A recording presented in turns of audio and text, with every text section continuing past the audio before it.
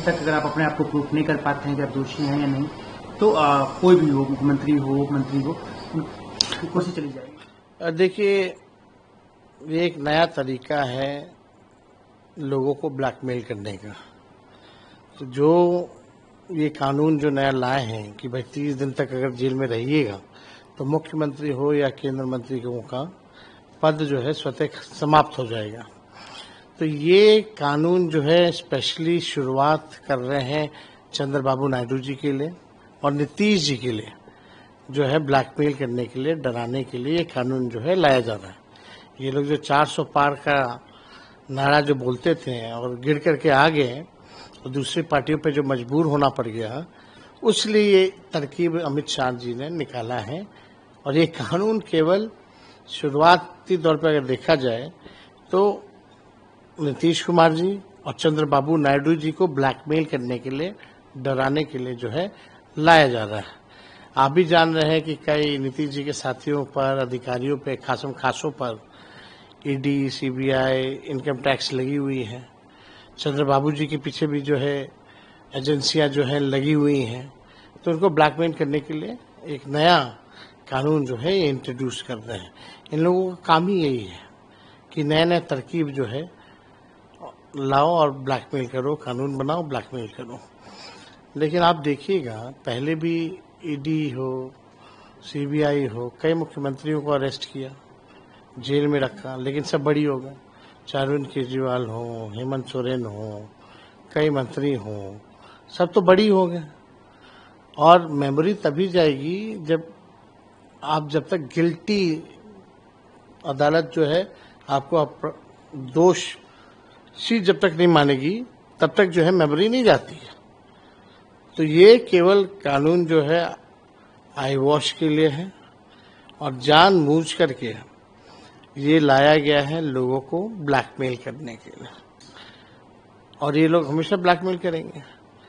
इन लोगों ने तो ठेका ले रखा है कुछ विदेशी ताकतों से मिलकर के कि देश के लोकतंत्र और संविधान को खत्म कर दें। अब इंस्पेक्टर भी चाहे तो वो भी मुख्यमंत्री को गिरफ्तार कर ले, 30 दिन तक रख के उसकी सदस्यता चली जाएगी। तो ये जो है लोकतंत्र को कमजोर करने के लिए और संविधान को तार करके ये कानून जो है लाया जा रहा है। तो आप कह रहे हैं कि ये बिहार चुनाव को देखते हुए और नीतीश जी को भाई आप समझिए, नीतीश जी को डरा के, नीतीश जी को जो सीटें मिलेंगी लिमिट में रहिए और जो जेडीयू को टिकट मिलेगा वो बीजेपी के लोगों को एडजस्ट कीजिए उसमें।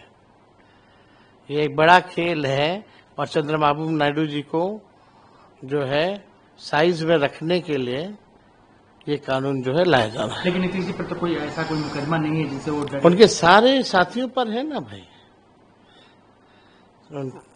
उनके साथियों से, उनके करीबियों से नीतीश जी तक पहुंचा जा सकता है। तो और अभी तो नया सीएजी का खुलासा आया है, 71,000 करोड़ का, हिसाब ही किताब नहीं है।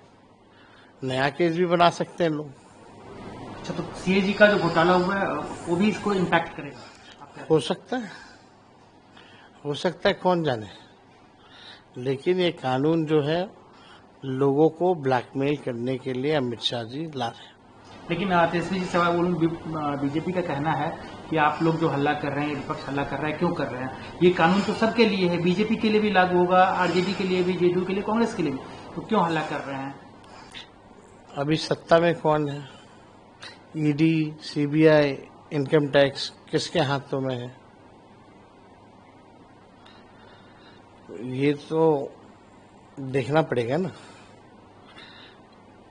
आप बीजेपी में जिसके लिए अमित शाह जी कहते थे कि चक्की पीसिंग एंड पीसिंग, आज उनको आप डिप्टी चीफ मिनिस्टर बना के घूम रहे हो। तो इनका दोहरा चरित्र सब लोग जानते हैं। एसआईआर का क्या इम्पैक्ट आपको दिख रहा है? जो आप लोग जनता में रोष है, गुस्सा है। अब तो जन लोग यही बोल रहा है, जनता यही बोल रही है, वोट चोर गद्दी चोर।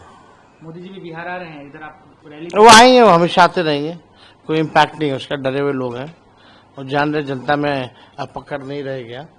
और यहाँ भाजपा के लोग या उनके अलायंस के लोग नालायक लोग हैं, उन लोगों से कुछ होने वाला नहीं, तो आते रहते हैं। क्या ये जो बिल आ रहा है बाकी ही आप कह रहे हैं कि खराब खतरनाक है, किसी को भी जेल भेजा सकता है, तो क्या ऐसे में आप लोग आम लोगों के बीच में जाएंगे? ये देखिए एकदम स्पष्ट है कि भाई ये नीतीश जी और चंद्रबाबू नायडू से इस कानून की शुरुआत होने जा रही है, उनको साइज में रखने के लिए।